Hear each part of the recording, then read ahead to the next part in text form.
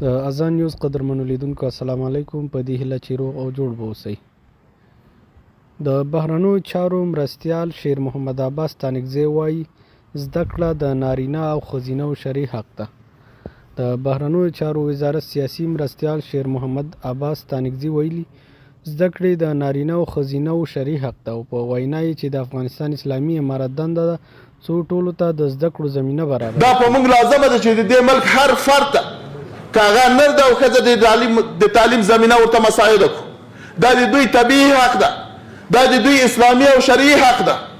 علما کرامو فتوا صادره کړې ده علم په نر او ښځو باندې فرض ده. مونږ باید داسې یو جامعه جوړه کړو چې هغه د علم په زیور باندې مزین وي. هر څوک د دې حق لري چې په دې ملک کې په آبادولو کې، په سیاست کې، په بیا رغونه کې، په اقتصاد کې، په تجارت کې خپله فعاله ونډه واخلي. صاحب ویلي چې د نجونو زده کړې د یو لړ تخنیکي ستونزو له کبله له محدودیتونو سره مخ دي چې په وینا یې د ستونزو تر هواري به وروسته ښوونځي هم پرانیستل شي.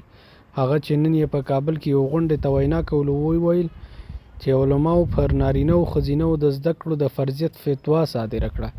تعلیم د چې نن ورځ ډېره ګرمه ده، په میډیا او په اخبار کې په دې باندې خبرې کیږي. هر ملک کې چې 40 کاله جنگ تیر شي هلته به نه تنها تعلیم بلکې د ژوند ټول اړخونه به ترېنه متاثر شوي. افغانستان کې هم دغسې ده او افغانستان کې همیشه په دې 40 کالو کې له افراط او تفریط نه کار اخیستل شوی دی.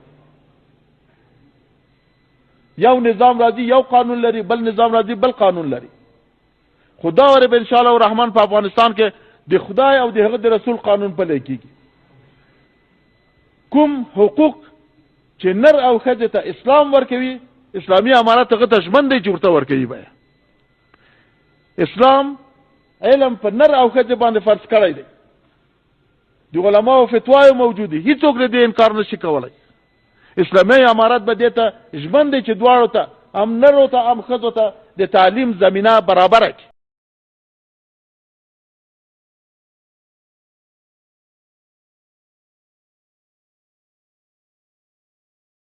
بهرنیو چارو وزارت سیاسي مرستیال له نظامه د خلکو ملاتړ هم مهم وباله.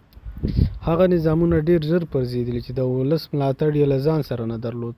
د وویل چې اسلامي امارت په لویه بیه تر دې ځایه را رسېدلی او په وینا یې چې پاتې کېدل هم د خلکو په ملاتړ پورې اړه لري.